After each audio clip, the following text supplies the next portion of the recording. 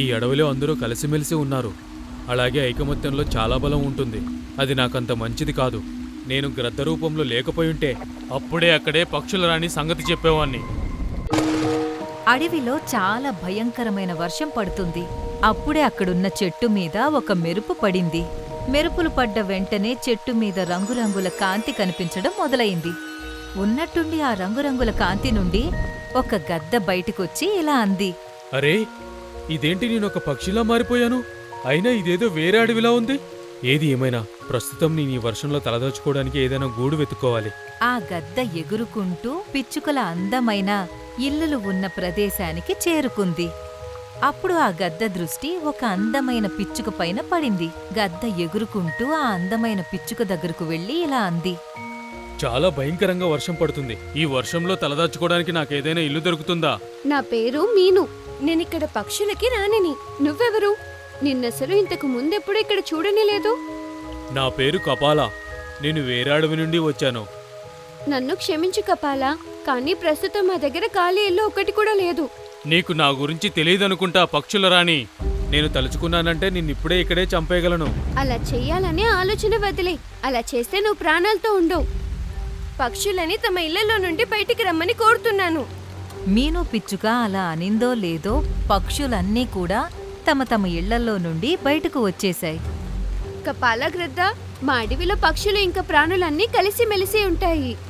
అందుకే ఇక్కడ నీ దాదాగిరి చూపించే ప్రయత్నం కూడా చేయాలనుకోకు. కాముగా ఇక్కడ నుండి వెళ్ళిపో, లేదంటే అన్యాయంగా చనిపోతావు. అన్ని పక్షులను ఒకేసారి చూసిన కపాలా గద్ద కామ్గా అక్కడి నుండి వెళ్ళిపోయి ఒక చెట్టు మీద కూర్చుని తనలో తానే ఇలా అనుకుంది. ఈ అడవిలో అందరూ కలిసిమెలిసి ఉన్నారు. అలాగే ఐకమత్యంలో చాలా బలం ఉంటుంది. అది నాకంత మంచిది కాదు. నేను గ్రద్ద రూపంలో లేకపోయుంటే అప్పుడే అక్కడే పక్షుల రాణి సంగతి చెప్పేవాణ్ణి.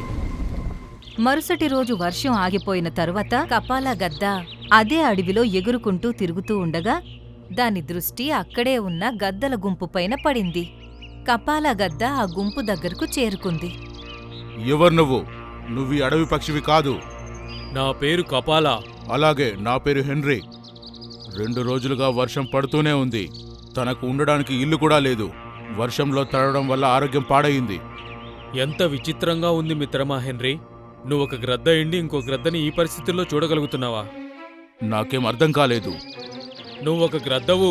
అలాగే ఒక గ్రద్ద పక్షులన్నింటిలోనూ చాలా వేగంగా ఎగురుతుంది. నువ్వు పక్షులకి రాజు అయ్యుండాల్సింది. కానీ ఈ అడవిలో సామాన్యమైన పిచ్చుకల దగ్గర అందమైన ఇల్లులున్నాయి. అదే అందరికన్నా బలమైన గ్రద్దకి ఇల్లు లేకపోవడం వల్ల అనారోగ్యానికి గురవుతున్నాడు. బహుశా నీకు తెలియదనుకుంటా కపాలా. ఈ అడవికి రాజు సింహం. ఒకవేళ ఈ అనారోగ్యానికి గురైన గద్ద సింహం దగ్గరికి వెళ్ళుంటే అనారోగ్య పాలయ్యేవాడు కాదు. అంటే మీ ఉద్దేశం అడవికి రాజైన సింహం మీకు సహాయం చేస్తుందా? అవును, తప్పకుండా చేసేవాడు. నాతో పదండి. ఏది నిజమో ఏది అబద్ధమో తెలిసిపోతుంది. కపాలా గద్ద హెన్రీ గద్దని అడవికి రాజైన సింహం దగ్గరకు తీసుకుని వెళ్ళింది. అడవికి రాజు అయిన సింహం కపాలా గద్దను చూసి చాలా ఆశ్చర్యంగా తను ఇలా అన్నాడు. ఎవరు నువ్వు? నేను ఈ అడవిలో ఉన్న పక్షులన్నిటినీ గుర్తుపడతాను. నువ్వు ఈ అడవి పక్షివి కాదు. మీరు చెప్పింది నిజమే మహారాజా. నేను హెన్రీ గ్రద్దకి దూరపు చుట్టాన్ని. నేను వేరే అడవి నుండి వచ్చాను.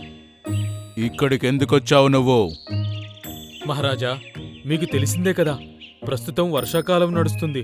పక్షులన్నిటి పరిస్థితి కూడా చాలా దారుణంగా ఉంది. ఒకటి కోరుకుంటున్నాను మహారాజా, వర్షం తగ్గేంత వరకు, అప్పటి వరకు మా గ్రద్దలని నేల మీద ఉండే జంతువుల ఇళ్లలో ఆశ్రయం కలిగించేలా చూడండి మహారాజా. నీ బుర్ర బాగానే పనిచేస్తుందా? నేలపైన ఉండే ప్రాణులు అన్నీ మాంసాహారులు. పక్షులు వాళ్ళింట్లో పడుకోవడం చూసి వాటికి వాళ్ళని తినేయాలని అనిపిస్తుంది. అలా జరిగితే గందరగోళం మొదలవుతుంది. అందువల్ల నేను ఏమీ చేయలేను. మీరిక బయలుదేరొచ్చు. కపాలా గద్ద హెన్రీ గద్దని తిరిగి గద్దల గుంపు ఉండే దగ్గరకు తీసుకొచ్చింది. చూశారా మీరు, ఈ అడవిరాజు మీకు ఆశ్రయం కలిగించడానికి అలాగే మీకు సహాయం చేయడానికి ఒప్పుకోలేదు. నువ్వు చెప్పింది ముమ్మాటికి నిజమే కపాలా. నా నిజమైన స్నేహితుడివి. అంటే దీని అర్థం అడవిరాజు కేవలం నేలపై ఉండే ప్రాణులకు మాత్రమే రాజు. అప్పటినుండి మీకు చెప్పాలనుకున్నది అదే కదా హెన్రీ.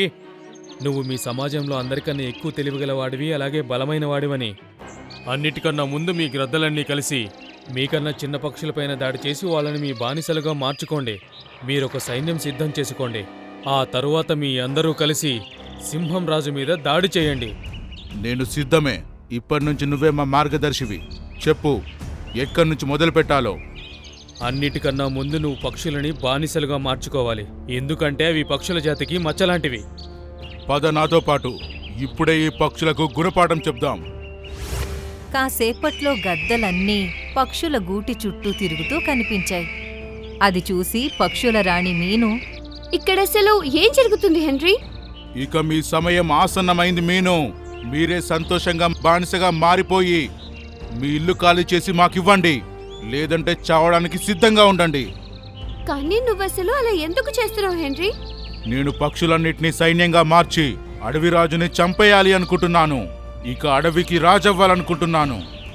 నువ్వు నిజంగా చాలా పొరపాటు పడుతున్నావు హెన్రీ. నువ్వేమనుకున్నావు? ఈ అడవికి రాజైన సింహాన్ని ఓడించడం అంత సులభం అనుకుంటున్నావా ఏంటి? ఎప్పుడైతే పక్షులన్నీ కలిసి అడవిరాజు అయిన సింహంపై దాడి చేస్తాయో తను వాళ్ళని ఎదుర్కోలేడు. అప్పుడు అడవి మొత్తం హెన్రీని చూసి భయపడుతుంది. అప్పుడు హెన్రీయే అడవికి రాజు అవుతాడు. అర్థమైంది. అంటే నువ్వేనా హెన్రీని ఇలా రెచ్చగొట్టింది? నోరు ముయ్యి మీను పిచ్చుకా. నీ ఓటమిని నువ్వు ఒప్పుకొని మాకు బానిసగా మారిపో. పరిస్థితుల్ని బట్టి తను ఓటమిని ఒప్పుకోవడమే మంచిది అనుకుంది. పక్షులన్నీ తమ ఇళ్లని వదిలేశాయి. గద్దలన్నీ కలిసి వాటి ఇంటిని ఆక్రమించుకున్నాయి. నువ్వు ఇంకా కొన్ని పక్షులని నీ వైపు రప్పించుకోవాలి. కొన్ని రోజుల్లో హెన్రీ గద్ద పక్షులన్నింటినీ తన మాటల్లో పెట్టి తన వైపుకి రప్పించుకుంది. అడవిలో ఉన్న పక్షులన్నీ సిద్ధంగా ఉన్నాయి నన్ను రాజును చేయడానికి. ఇప్పుడు నాకు చెప్పు, నేను సింహం మీద ఎప్పుడు దాడి చేయాలో? ఇప్పుడే, ఈ క్షణమే. మీను పిచ్చుక అక్కడే ఉండి వాళ్ళ మాటల్ని వింటుంది. తను వెంటనే ఎగురుకుంటూ అడవికి రాజైన సింహం దగ్గరకు చేరుకుంది. మహారాజా, మీరు వెంటనే ఇక్కడి నుండి వెళ్ళిపోండి. పక్షులన్నీ మీ మీద దాడి చేయడానికి సిద్ధమవుతున్నాయి. అప్పుడు చాలా రకాల పక్షులు కపాలా ఇంకా హెన్రీతో కలిసి అక్కడికి చేరుకున్నాయి. అవి సింహం మీద దాడి చేయబోతూ ఉండగా అక్కడికి రంగురంగుల కాంతి మధ్యలో నుండి ఒక సాధువు ప్రత్యక్షమయ్యాడు. ఓరి కపాల రాక్షసుడా, నిన్ను ఒక పక్షిలా మారిస్తే నీలో ఏదైనా మార్పు వస్తుందేమో అని అనుకున్నాను. కానీ నువ్వు పక్షిలా మారి పక్షుల మధ్య గొడవ పెట్టడం మొదలుపెట్టావు. ఇంతకీ మీరెవ్వరు స్వామి? మీరేమంటున్నారో అర్థం కావడం లేదు. ఏ కపాల గ్రద్దని మీరు ఒక గ్రద్ద అనుకున్నారో, నిజానికి తనొక రాక్షసుడు. తను రాక్షస లోకంలో రాక్షసులని రెచ్చగొట్టేవాడు. నేను తన ప్రవర్తన చూసి కోపం వచ్చి తనని ఒక గ్రద్దలా మార్చేశాను. అలా అన్న వెంటనే ఆ సాధువు కళ్లల్లో నుండి మంటలు రావడం మొదలయ్యాయి. కపాలా గద్ద కాలి బూడిదైపోయింది. ఇంకా మీరు వెళ్ళవచ్చు. ఒకటి గుర్తుపెట్టుకోండి, ఎప్పటికీ అడవికి రాజు సింహమే అవుతాడు. ఇంక ముందు ఎప్పుడూ ఒకరి మాటలు నమ్మకండి. అలా అని ఆ సాధువు మాయమైపోయాడు. నన్ను క్షమించు మీను. ఇదంతా నా వల్లే జరిగింది. నేను కపాల చెప్పిన మాటలు నమ్మకుండా ఉండాల్సింది. హెన్రీ ఇంకా మిగతా గద్దలు పక్షుల ఇళ్లని ఖాళీ చేసేశాయి. ఆ తర్వాత అడవిలో అంతా ముందులా అయిపోయింది. హిమాంశు, నేను సరస్వతి అమ్మవారిని. నీ సమస్యలన్నిటికీ పరిష్కారం చూపించడానికి ఇక్కడికి వచ్చాను. గ్రీన్లాండ్ అడవిలో ఒక అందమైన ఉదయం. జంతువులన్నీ ఆడుకుంటూ సరదాగా గడుపుతున్నాయి. అక్కడే మిట్టు, మైనా ఇంకా వాళ్ళ ఇద్దరు పిల్లలు కూడా పక్షులతో కలిసి ఉదయం పూట చల్లని గాలిని ఆస్వాదిస్తున్నాయి. ఇంతలోనే మరో దిక్కు నుండి ఎంతో వేగంగా ఒక బాణం వచ్చి పక్కనే ఉన్న చెట్టుకి తగిలింది. ఆ తర్వాత ఇంకా 2-3 బాణాలు కూడా వచ్చాయి. అందులో నుండి ఒకటి భూమికి తగిలింది. ఇంకా మూడోదేమో చెట్టుకున్న యాపిల్కి తగిలింది. అందరూ పారిపోండి, ఎవరో వేటగాడు వచ్చినట్టున్నాడు. జంతువులన్నీ భయపడి పారిపోవడం మొదలుపెట్టాయి. ఇంకా పక్షులు గాల్లోకి ఎగిరిపోయాయి. ఇంతలోనే గాల్లో ఇంకొక బాణం దూసుకుంటూ వచ్చింది. అది మిట్టు రెక్కకి తగిలింది. మిట్టు ఆ దెబ్బకి భూమిపై పడిపోయింది. మిట్టు, బాణం తగిలిందా? మైనా ఏడుస్తూ తన దగ్గరికి వెళ్ళింది. ఏమైంది మిట్టు నీకు? నువ్వు నా రెక్కలు పట్టుకో, ఎగరడానికి ప్రయత్నించు. తన మాట విని మిట్టు తన రెక్కల్ని పట్టుకుంది. మైనా తన బలం ప్రయోగించింది, కాని తను తనని లేపలేకపోయింది. మరోవైపు వేటగాడు వేగంగా వస్తున్నాడు. వేటగాడిని చూసి మైనా తన బలం అంతా ప్రయోగించింది. అప్పుడు మిట్టు పైకి లేచింది. నన్ను గట్టిగా పట్టుకో మిట్టు. అలా అని తను వేగంగా తన రెక్కల్ని ఊపింది, కాని తను కొంచెం మాత్రమే పైకి లేపగలిగింది. వేటగాడు దగ్గరికి రావడం మిట్టు చూసేసింది. తనతో ఉంటే మైనా కూడా వేటగాడి బారిన పడుతుందని కావాలని మైనా రెక్కల్ని వదిలేసింది. అప్పుడు తను కింద పడిపోయింది. మిట్టు, ఎందుకు ఇలా చేసావు? మైనా అరవడం మొదలుపెట్టింది. అప్పుడే వేటగాడు మైనా పైన కూడా బాణం గురిపెట్టాడు. దాన్ని తప్పించుకొని తను ఒక కొమ్మ మీదకి ఎగురుతూ వెళ్ళింది. భలే కొట్టావు హిమాంశు, ఒక ఆకుపచ్చని చిలుక. నాకు కావాల్సింది కూడా ఇదే. తను మిట్టుని చేతిలోకి తీసుకుని తనకు దెబ్బ తగిలిందా లేదా అని చూశాడు. చూస్తుంటే చిన్న దెబ్బలాగే ఉంది. దీన్ని పంజరంలో పెడతాను. బాగయ్యాక దీని కారణంగా నాకు అదృష్టం వరిస్తుంది. అతను ఈయన్ని ఎక్కడికి తీసుకెళ్తున్నాడు? అమ్మా, మన నాన్నని ఎలా కాపాడుకోవాలి? మీరింట్లోనే ఉండండి పిల్లలు, నేను వెళ్ళి చూస్తాను అతను మిట్టుని ఎక్కడికి తీసుకెళ్తున్నాడో ఏంటో. హిమాంశు మిట్టుని పట్టుకుని తన ఇంటి వైపుకి బయలుదేరాడు. మైనా కూడా తనను వెంబడిస్తూ వెనకే వెళ్ళింది. తను మిట్టుని ఒక పంజరంలో బంధించి ఆ పంజరాన్ని తన గుడిసెలో కట్టేశాడు. వేటగాడు వేరే పని చేసుకోవడానికి వెళ్లడం మైనా చూసింది. అప్పుడు తను మిట్టు దగ్గరికి వెళ్ళింది. అయ్యో మైనా, నువ్విక్కడికి ఎందుకు వచ్చావు? వెంటనే వెళ్ళిపో. ఆ వేటగాడు చూశాడంటే నిన్ను కూడా బంధించేస్తాడు. నేను మిమ్మల్ని ఈ పరిస్థితిలో వదిలేసి ఎలా వెళ్ళను?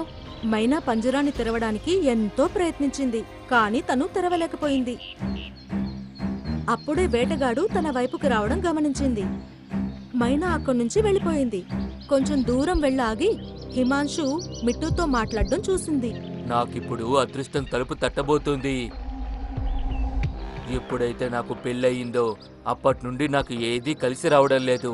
దాని తర్వాత నేను నా భార్యని పుట్టింటికి కూడా పంపించాను, కానీ ఆ తర్వాత కూడా ఏదీ సరిగ్గా జరగలేదు. ఇప్పుడు ఆ అఘోర బాబా చెప్పిన పరిష్కారం ప్రకారం నేను ఈ పక్షిని సరస్వతి మాతగా బలి ఇచ్చి అమ్మని సంతోష పెడతాను. అప్పుడు నా అదృష్టం మారిపోతుంది. వేటగాడి మాటలు విని మిట్టు మైనా చాలా భయపడ్డాయి. ఇప్పుడు ఇతను మిట్టుని బలివ్వబోతున్నాడా? అయితే నేను ఆయన్ని ఎలా కాపాడుకోవాలి? తను బాగా ఆలోచించింది. అప్పుడు తనకు బొప్పాయన్న గుర్తుకొచ్చాడు. తను వెంటనే బొప్పాయన్న దగ్గరికి వెళ్లి జరిగిందంతా చెప్పింది. సరస్వతి అమ్మవారిని సంతోషపెట్టడానికి మిట్టుని బలి ఇవ్వబోతున్నాడా? రాను రాను మనుషుల్లో మూఢనమ్మకం పెరిగిపోతోంది. బొప్పాయి అన్నా, మనం మిట్టుని ఎలా కాపాడుకోవాలి? నేను ఎంతో ఆశతో మీ దగ్గరకు వచ్చాను. ఒకవేళ తనకు ఏమైనా జరిగితే నేను నా పిల్లలు ఏమైపోతాము? ఆ వేటగాడి నుండి మిట్టుని కాపాడాలి అంటే తనని వెంటనే నా దగ్గరికి తీసుకురావాలి, సరేనా? ఇక్కడ తనకి ఏదో చిన్న మ్యాజిక్ చేసి చూపించి నేను ఏదో ఒక పరిష్కారం చెప్తాను, అప్పుడు తను నమ్మేస్తాడు. అతను తన భార్యను కూడా ఇంటి నుండి పంపించేశాడు. దానికి పరిష్కారం కూడా నేనే ఆలోచించాలి. బొప్పాయి అన్నా, నువ్వు మనుషుల గురించి ఎంతగానో ఆలోచిస్తావు. నిజంగా నువ్వు చాలా మంచివాడివి బొప్పాయి అన్నా. అతన్ని ఇక్కడికి నా దగ్గరికి రప్పించాలి అంటే నాకు ఒకటే మార్గం కనిపిస్తోంది. ఏంటి ఆ మార్గం బొప్పాయి అన్నా? నువ్వు నా చెట్టు మీద నుండి చిన్న కొమ్మ తెంపి తీసుకెళ్ళు. తరువాత ఆ కొమ్మని అతని గుడిసెలో పెట్టేసేయ్. ఇక అప్పుడు నేను ఇక్కడ నుండి ఏం మాట్లాడినా ఆ మాటలన్నీ అతనికి ఈ కొమ్మ ద్వారా వినిపిస్తాయి. ఈ మాటలు విని మైనా తను చెప్పినట్టే చేసింది. తను బొప్పాయి చెట్టు నుండి చిన్న కొమ్మని తీసుకుని దాన్ని హిమాంశు గుడిసెలో ఒక చోట పడేసింది. అయ్యయ్యో మైనా, నువ్వు మళ్ళీ ఇక్కడికి ఎందుకు వచ్చావు? మీరు కేవలం చూస్తూ ఉండండి. ఇక బొప్పాయన్న మాట్లాడడం మొదలుపెట్టాడు. హిమాంశు, ఓ హిమాంశు, అరే, ఎవరు మాట్లాడేది? ఇక్కడ ఎవరున్నారు? నేను కుబేరు మహారాజుని మాట్లాడుతున్నాను. నువ్వు నీ కష్టాల నుండి బయటపడాలంటే ఈ రోజు సాయంత్రం లోపు నువ్వు బొప్పాయి అన్న చెట్టు దగ్గరికి వచ్చేయి, లేదంటే నువ్వు సర్వనాశనం అవ్వడం ఖాయం. బొప్పాయి అన్న చెట్ట, అదెక్కడుందో నాకెలా తెలుస్తుంది? ఇదే అడవిలో ఉన్న చెరువు పక్కనే బొప్పాయి అన్న చెట్టు ఉంది. అక్కడే నీ సమస్యలకి నీకు పరిష్కారం లభిస్తుంది. ఆ మాటలు విని హిమాంశు సంతోషపడ్డాడు. ఇంకా వెంటనే చెరువు వైపుకి బయలుదేరాడు. అక్కడ మైనా తన పిల్లలు ఇంకా కొన్ని జంతువులు దాక్కొని అంతా చూస్తున్నారు. బహుశా ఇదే బొప్పాయి అన్న చెట్టేమో. ఇక బొప్పాయి అన్న తన మ్యాజిక్ చూపించడం మొదలుపెట్టాడు. చెట్టుకున్న బొప్పాయిలన్నీ సూర్యుడిలా మెరవడం మొదలుపెట్టాయి. ఆ అద్భుతాన్ని చూసి తను చాలా ఆశ్చర్యపోయాడు. అప్పుడు బొప్పాయన్న ఒక అమ్మవారిలా మాట్లాడడం మొదలుపెట్టాడు. హిమాంశు, నేను సరస్వతి అమ్మవారిని. నీ సమస్యలన్నిటికీ పరిష్కారం చూపించడానికి ఇక్కడికి వచ్చాను. ఆ మాట విన్న వెంటనే అతను చేతులు జోడించి ఇలా అన్నాడు. అమ్మా తల్లి, వచ్చేసావా? చివరికి మీరు నన్ను కరుణించారా? మిమ్మల్ని సంతోషపెట్టడానికి నేను పక్షిని బలివ్వబోతున్నాను. దయచేసి స్వీకరించండి. మూర్ఖుడా, నేను నిన్ను ఆ పాపం చేయకుండా ఆపడానికే ఇక్కడికి వచ్చాను. ఏ తాంత్రికుడైతే నీకు ఈ ఉపాయం చెప్పాడో నిజానికి అతను ఒక పచ్చి మోసగాడు. పక్షుల్ని కానీ వేరే మూగజీవుల్ని కానీ బలి తీసుకొని నేను సంతోషంగా ఉంటానని ఎలా అనుకుంటున్నావు? అమ్మా తల్లి, మరి మీరే చెప్పండి, నేను మిమ్మల్ని ఎలా సంతోషపరచాలి? నా కష్టాలన్నీ ఎలా తొలగిపోతాయో చెప్పండి. నీకు కష్టాలు వచ్చిన వెంటనే నీ భార్యని బాధ పెట్టడమే కాకుండా తనని నువ్వు పుట్టింటికి పంపించేశావు. ఇప్పుడేమో ఇక్కడికి వచ్చి ఒక అన్యం పుణ్యం ఎరుగని పక్షిని పట్టుకొని చంపాలని చూస్తున్నావు. అన్నిటికన్నా ముందు నువ్వు ఆ పక్షిని వదిలేసేయి. అది తన కుటుంబం దగ్గరికి వెళ్తుంది. దాంతో నిన్ను మనసారా దీవిస్తుంది. ఇక ఆ తరువాత నువ్వు పట్నం వెళ్ళి నీ భార్యని క్షమాపణ అడిగి వెంటనే తనని తీసుకొని ఇంటికి వచ్చేసేయి. తర్వాత నీ పని మళ్ళీ మొదలుపెట్టు. కొన్ని రోజులకే నీ శ్రమ ఫలిస్తుంది. అలాగే నీకున్న కష్టాలన్నీ కూడా తొలగిపోతాయి. అలాగే అమ్మా, నేను మీరు చెప్పినట్లే చేస్తాను. సరస్వతి మాతకి జై! సరస్వతి మాతకి జై! హిమాంశు నోటి నుండి ఆ మాటలు విని జంతువులన్నీ ఆనందంతో గెంతులు వేశాయి. అతను తన గుడిసెకు వెళ్లి మిట్టుని వదిలేశాడు. ఇక ఇప్పుడు నేను పట్నం వెళ్ళి నా భార్యని క్షమాపణ అడిగి తనని పుట్టింటి నుండి ఇంటికి తీసుకొస్తాను. అలాగే బాగా కష్టపడి పనిచేసి అమ్మవారు చెప్పినట్టు చేస్తాను. అలా అని అతను అక్కడి నుండి వెళ్ళిపోయాడు. మిట్టు ఆనందంగా బొప్పాయి అన్న దగ్గరికి వెళ్ళింది. అక్కడ మిగతా జంతువులు, మైనా ఇంకా తన పిల్లలు అతని కోసం ఎదురు చూస్తూ ఉన్నాయి. అందర్నీ చూసి మిట్టు చాలా సంతోషించింది. బొప్పాయి అన్న, మీకు చాలా చాలా ధన్యవాదాలు. మీ కారణంగానే మా కుటుంబం మళ్ళీ ఒక్కటయింది. లేదంటే ఈ పాటికే నేను ఆ వేటగాడి చేతిలో అమ్మవారికి బలైపోయేవాడిని. ఈ బొప్పాయి అన్న మీ అందరికీ అండగా ఉన్నంతకాలం ఈ అడవిలో ఉన్న పక్షులకి గాని జంతువులకి గాని ఎటువంటి హాని జరగనివ్వడు. ఆ మాట విని జంతువులన్నీ ఆనందపడ్డాయి. మిట్టు, మైనా వాళ్ళ పిల్లల్ని సంతోషంగా దగ్గరికి తీసుకున్నాయి. అలా మరోసారి బొప్పాయన్న అడవిలో ఉన్న పక్షుల్ని రక్షించాడు.